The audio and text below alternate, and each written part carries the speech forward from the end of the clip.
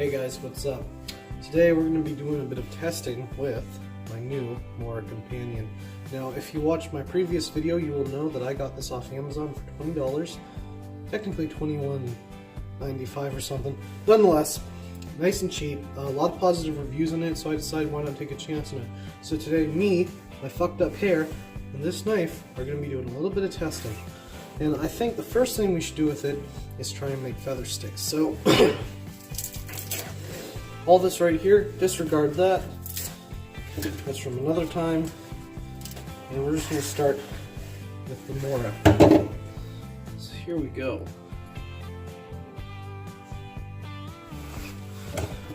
Alright, now the thing about making feather sticks is you always want to work along the curve of the stick. And this wood I find works really well. There's a lot of it around my place, so I tend to use this. So let's see how it does. Now I have used this a bit and I have sharpened it on a sharpening stone. I did indeed watch a video about using those carbide or ceramic sharpeners, and I recently found out how much damage I was actually doing with my knives.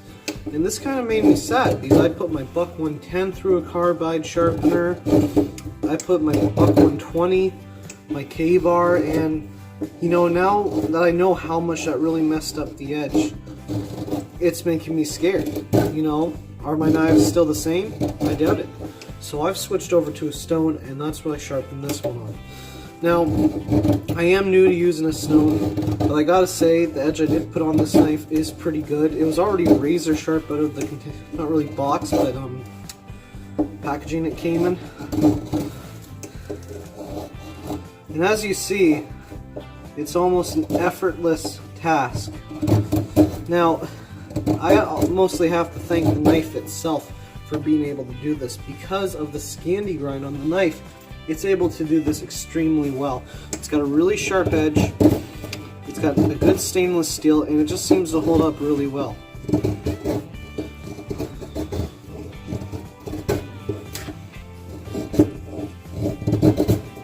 Now, the tip to doing this that I learned is make an area of the stick flat like this, okay, and then go onto the edges of it like a ridge, and your knife will be able to go down it easier. And just keep doing that, working on the ridges. And now when a stick has this much of a curvature in it, of course you don't want to go too far over because you'll eventually slip off. So it's best to try and stay in the curve as much as possible, because this just kind of keeps your knife in place.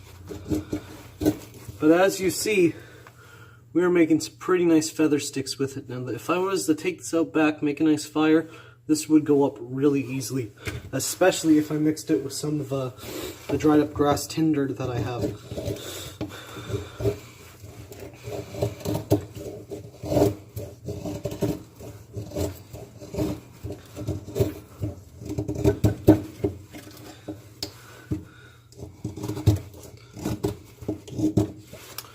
Okay, so there you go.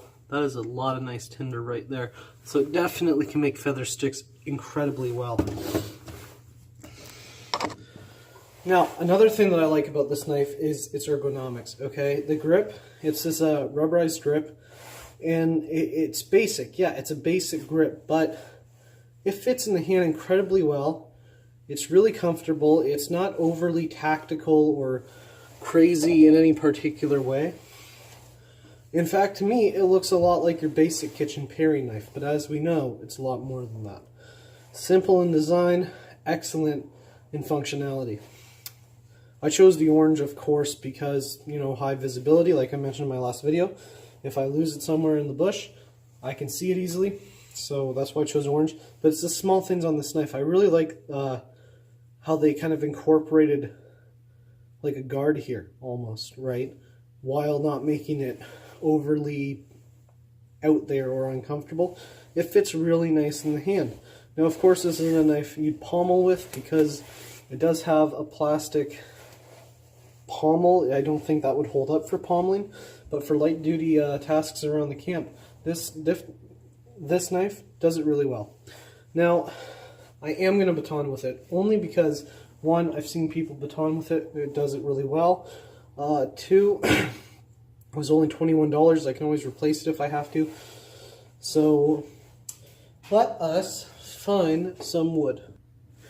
Okay, so here I have a piece of rather hard wood. It's a little bit dead, but it's still pretty solid. And I'm really worried I'm going to fuck up the edge on this, but for the sake of the video, and for the sake of it being so cheap, we're going to do it anyway. So we're going to place this on the stump, and we're going to go ahead and baton it. Okay, so there you go. You see the stick down there. Now, here we go. I'm actually going to use my rubber mallet for this. I already hate doing this.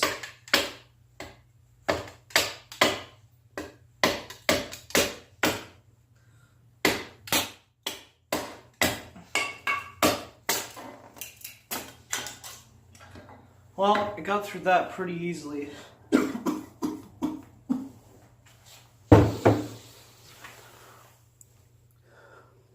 I don't see any damage to the knife blade, which is good. Keep in mind this is stainless steel. It's not the high carbon. The high carbon was a little more expensive, and I just wanted to go as cheap as possible. But, well, it held up through that. I'm honestly not going to split this again, just because I don't want to take any chances. But you did see there was some resistance in there, and we did get through it. So the good thing is, it can baton wood, should you have to, alright? So, the feather sticking test worked well. The batoning test worked well. What else could we do with this light duty knife? Cutting various materials. Alright, plastic. Let's say you gotta open a plastic container. Easy, done. Thick rope.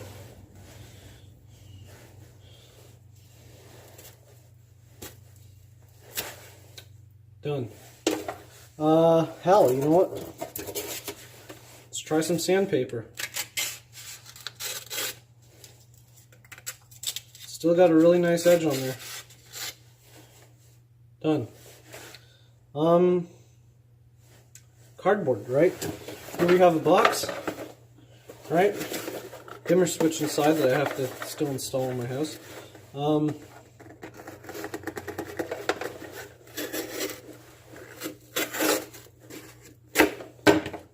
Some resistance there. Maybe needs to be resharpened. But as you saw, it did get through that, so yeah. So you know what, all around, I think it's a really good knife with the test that we have just put it through. I think that it'd handle greatly at a campsite for light duty camp tasks. I'm definitely gonna sharpen this back up on the stone when I get inside. I really hope there's no damage to the blade. There doesn't appear to be any, but again, you never know, right? Some things are so microscopic you don't see them. And I'm the type of guy where some people call them perfectionists. I need it to be immaculate. Sorry, not immaculate. Some other fancy, stupid fucking word for perfect, alright? But, yeah, so there you saw it. It feather sticked, it batoned, and it cut various materials, including that tough as fuck rope.